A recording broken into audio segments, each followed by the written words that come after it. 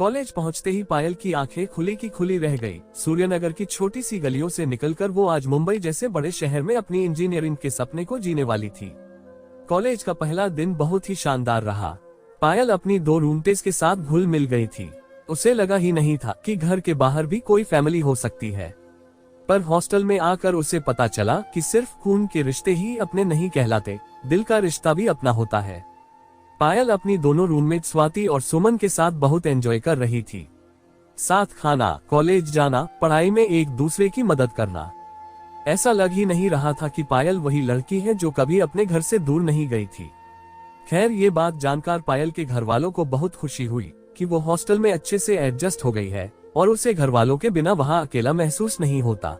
और जैसा कि अब तक होता आ रहा था, कॉलेज में भी पायल ने पढ़ाई के मामले में वही परंपरा कायम रखी और हर एग्जाम में वो टॉप करती रही।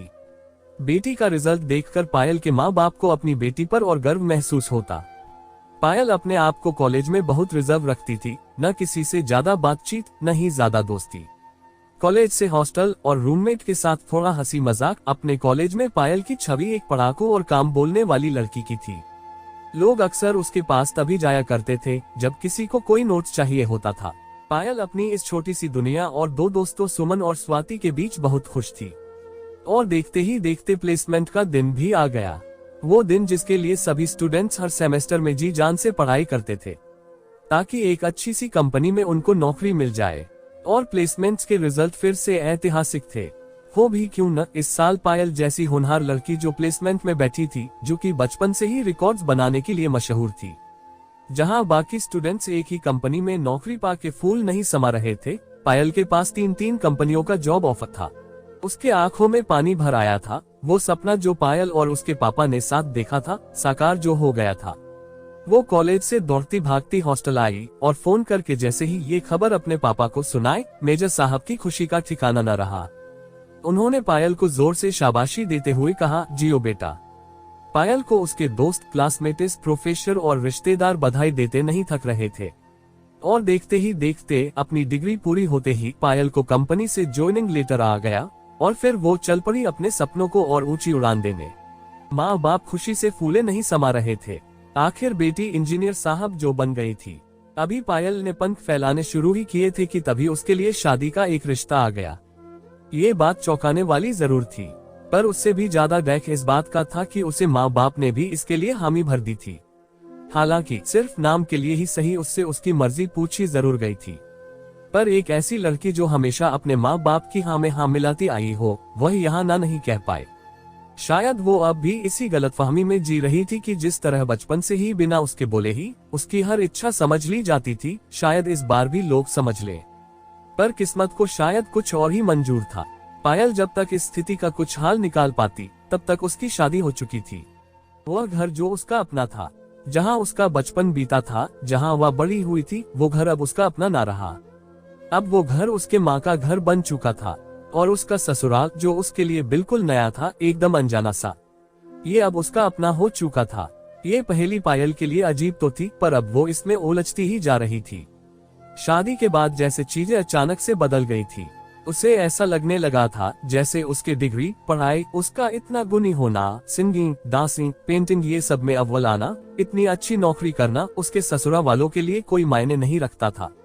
आज हम भले ही खुद को कितना ही मॉडर्न क्यों न कह ले, पर एक बेटी और एक बहू को कभी भी एक समान दर्जा नहीं मिल सकता। आज भी एक बहू चाहे कितनी ही गुणी क्यों न हो, उसका आकलन इसी बेसिस पे किया जाता है कि वो खाना कितना अच्छा बना सकती है, रसोई में निपुण है या नहीं, घर कितने अच्छे से संभाल सकती है।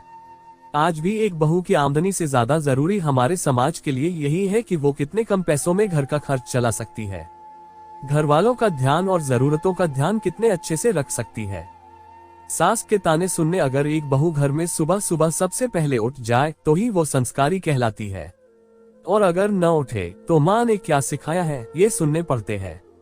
सबसे बड़ी विडंबना तो ये है कि माँ का घर तो हर बच्चे का अपना घर होता है न, फिर क्यों हमारे समाज में शादी के बाद लड़कियों को ये शिक्षा दी जाती है कि चाहे ससुराल में कुछ भी हो जाए, माँ की घर लौट के नहीं जा सकते। क्यों हमेशा रिश्ते की डोर को मजबूत बनाना और थामे रखने की जिम्मेदारी लड़कियों के मत्थे मत दी जाती है। आज के लोग जब जेंडर इक्वालिटी की बात करते हैं तो हमेशा ये पहलू उनके एनालिसिस में शामिल क्यों नहीं होता। हमेशा पायल जैसी लड़की को सुपर क्यों करना पड़ता है? क्यों अपने शादी से पहले अगर एक लड़की अपने करियर जिससे संवारने में उसने अपनी आधी जिंदगी गुजार दी को अहमियत दे तो उसे ओवर एम्बिशियस होने के ताने क्यों सुनने पड़ते हैं? खैर, पायल के साथ भी कुछ ऐसा ही हो रहा था। ससुराल में लोगों की अपेक्षाओं के बोझ तले उसकी खुद की खुशी, उसका सपना दबता चला जा रहा था। जब भी वो अपनी भावनाएं पति से शेयर करने के बारे में सोचती तो पति देव के पास उसके लिए टाइम नहीं होता था। और अगर अपनी माँ या पापा से ये बातें करना चाहती तो बेटी अब वही तुम्हारा घर है, उसी में खुश रहना सीखो की सलाह मिलती थी। आखिर इस घुटन की जिंदगी से तंग आकर पायल ने एक दिन बहुत हिम्मत जुटाकर एक फैसला लिया कि अब वो उस गलती को नहीं दोहराएगी जो वो बचपन से करती आई है। अब वो दूसरों को खुश करने के लिए नहीं, अपनी खुशी के लिए जिएगी, वही करेगी जो उसके मन को अच्छा लगे, जो उसके सपने हो। जिंदगी भगवान ने एक ही दी है और बहुत किस्मत से इंसान के रूप में हम धरती पे आए हैं। जब भगवान ने ही कोई बंधन में नहीं रखा हम इंसानों को, तो फिर क्यों हम खुद को बांधकर ये जीवन जीते हैं? पायल ने अपना सामान पैक की और चल पड़ी अपने सपनों को साकार करने। हर बंधन को तोड़कर अब वो वही रहेगी जो उसका घर हो, खुद का घर, न ससुराल और न ही माँ का घर, जिससे हर लड़की की ना जाने कितनी यादें जुड़ी होती है। पर वो कभी उसका अपना नहीं कहलाता, कभी उसका अपना नहीं हो पाता। कभी कभी बस यही सोचती हूँ कि काश हम इतने मॉडर्न हो सके कि एक बेटी को कभी ये फील ना हो और न ही कभी ये सुनना पड़े कि वो घर जहाँ उसने जन्म लिया, पली बड़ी हुई, जीना सीखा, जीने का ढंग सीखा, वो सिर्फ माँ का घर है। वो माँ जो अपने बच्चे के आंख में आंसू देखते ही उसे अपने सीने से लगा लेती है, जिस माँ को गले लगाने से ही बच्चों के सारे डैक दूर हो जाते हैं। वो माँ और उस माँ का घर। कभी किसी बच्चे, स्पेशल लड़की जिसे माँ की परछाई माना जाता है, उसके लिए कभी पराया हो सकता है भला। दोस्तों, ये कहानी आपको अच्छी लगी हो तो वीडियो को लाइक, कमेंट और चैनल को सब्सक्राइब जरूर करें। धन्यवाद।